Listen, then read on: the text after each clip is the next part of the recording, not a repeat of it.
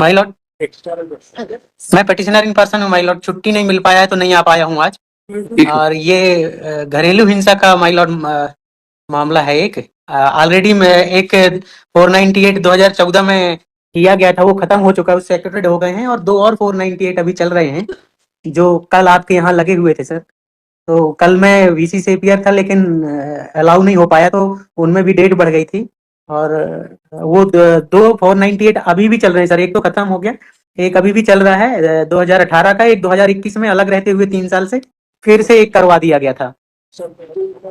इसके अलावा सर ये घरेलू हिंसा का मामला है, इसमें भी इसके अलावा 125 का भी केस है, उसमें भी ऑर्डर हो चुका है। और ये अलग से अब हमको हरास करने के लिए सर लगा हुआ है केस। इस तरीके से हमको नौकरी में रहते हुए सर बहुत परेशान किया जा रहा है, चूंकि इनका भाई इनकम टैक्स में है।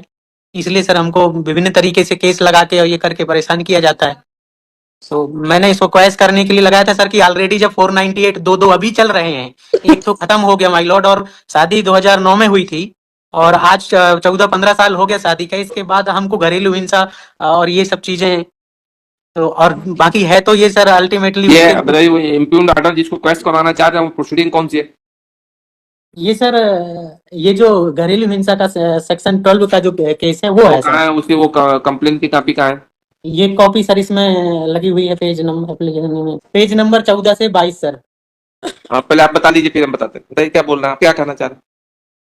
सर मैं इसमें यही कहना चाह रहा था कि अब जो डोमेस्टिक वायलेंस का मामला है ऑलरेडी 498, ये तो अभी 2018 से फाइल किया गया था सर, दिसंबर 18 में। 2014 में ऑलरेडी एक 498 का जो मामला था उसमें मैं एक्विटेड हो चुका हूँ 2014 में सर, इसके 4 साल पहले।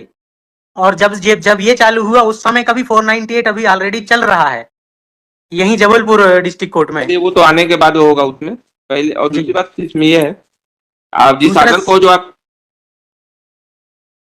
फेस सामने करिए तो बात होगी। जी मैं नीचे करिए आप फेस सामने। जी मैं जो इम्प्यूग्ड ऑर्डर जो है आपका वो पेज नंबर 14 पर है, जो इम्प्यूग्ड पिटीशन है जिसके अगेंस्ट जी आप आए हैं। हाँ यस सर जी ठीक, जी उसमें जो है that petition has been filed by Shrimati Lakshmi Namdev against you. जी you have filed this petition to question that petition. ठीक, जी जब जी सर इसमें केवल लक्ष्मी नामदेव है, इसमें आपने 5 लोगों को कैसे पार्टी बना दिया? सर इसलिए बनाया है क्योंकि ये जब 498 लगाया गया है और इसमें जो विटनेस प्रश्न वो नहीं है।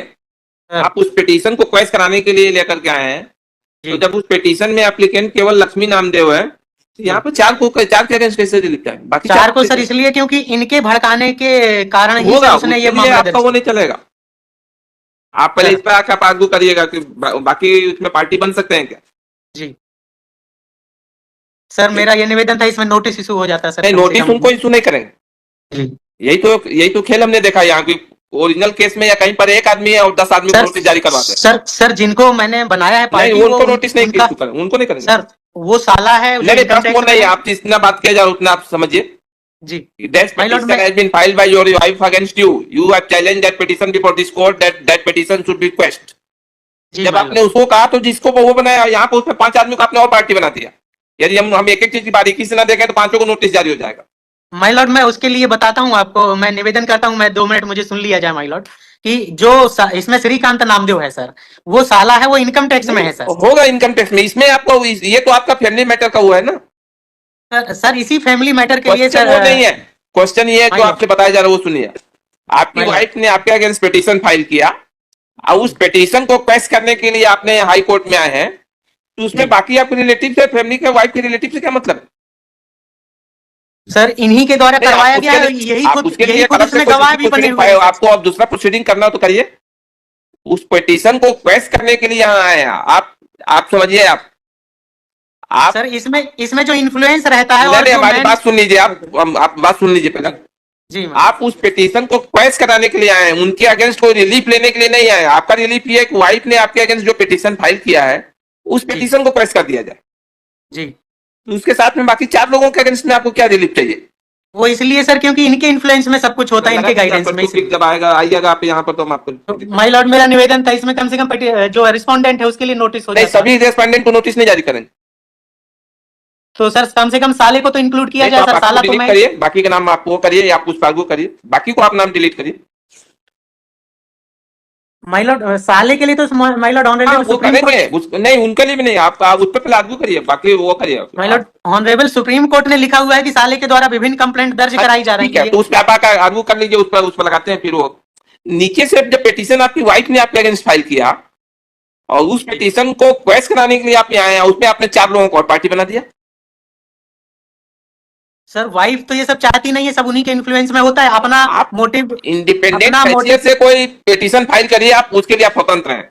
आप उसके लिए पिटीशन फाइल करने के लिए इंडिपेंडेंट स्वतंत्र हैं, उसमें दूसरे को कैसे पार्टी बना देंगे आप? सर इनने 3-4 केस और फाइल किए हैं, उसमें भी इनने यही किया था। वो तो हम थाना प्रभारी को भी इनने पार्टी बना क्या है, हमने कई मामलों में देखा, यदि पलट करके ना देखें टाइटिल तो सबको नोटिस जारी हो जाता है। FIR दर्ज किया थाना प्रभारी, तो थाना प्रभारी को उनने पार्टी बना दिया और उसको नोटिस माय लॉर्ड उनको मेलाफाइड इंटेंशन में लेके साले के द्वारा मामले दर्ज कराए जा रहे हैं, इसलिए आप हमको उसके लिए पार्टी बनाना पड़ रहा सेपरेट है। कार्रवाई जो करना है वो करिए ना, उसके लिए थाना प्रभारी के समक्ष कोई भी शिकायत जाएगी तो वो तो FIR दर्ज करेगा। आफ्टर 1 वीक या 2 वीक आप आर्ग्यू कर लीजिएगा इसको टमाटर करके। माय लॉर्ड नोटिस प्लीज नहीं, सब हो जाता और करेंगे, केस बुला लिया जाता है सर। डिलीट करने का वो करिए, तो अदरवाइज आप आर्ग्यू करिएगा। तो सर रिस्पोंडेंट को, जो मेन रिस्पोंडेंट है सर, उसको नोटिस करके, और नोटिस तब होगा जब आप या तो बाकी को कहिए कि उसको डिलीट करना चाहिए, आप फिर आर्ग्यू कर लीजिए, उसके बाद वो करते हैं। ठीक है सर, वो कर लेते हैं। ठीक, आप मेरा सर निवेदन है कि मेन रिस्पोंडेंट को नोटिस करके बाकी को मैं डिलीट करवा दूंगा सर। नहीं आप करिए, आप उसको भले नेक्स्ट वीक कर दीजिए। तो सर नोटिस इशू हो जाता, मैं डिलीट कर दूंगा सर, मैं 23 को आ जाऊंगा। करिए, आप नेक्स्ट वीक में रखते हैं, आप लिख दीजिए learner counsel for petition in person appear to the video conference he submitted his 6 time he submitted that he will file an application. I said it is pertinent to mention here that in the trial court दीजिए, file दीजिए, that in the trial court my Lord main respondent को तो notice हो जाता कम से नहीं, कम। आप उसको डिलीट कर दीजिए, फिर हम नोटिस हम नेक्स्ट वीक इधर and that in the trial court Shrimati Lakshmi Namdev has filed petition against the Sanat Kumar Namdev who is the applicant. ये लिख दीजिए, यहाँ पर सेक्शन लिख दीजिए, to quash that proceeding the present petition has been filed by the doctor Sanat Kumar Namdev, but in this case he has made party।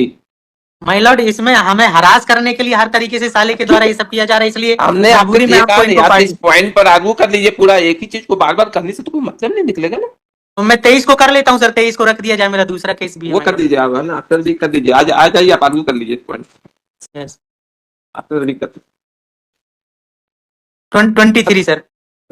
अभी कुछ नहीं लिखे, 6 time to argue this next week 23 को सर मंडे के लिए फिक्स कर दिया जाता है माय लॉर्ड। मंडे को हमारे पास और भी काम है, उसके बाद वाला माय लॉर्ड मैं छुट्टी लेके जगदलपुर से आता हूँ प्लीज माय लॉर्ड।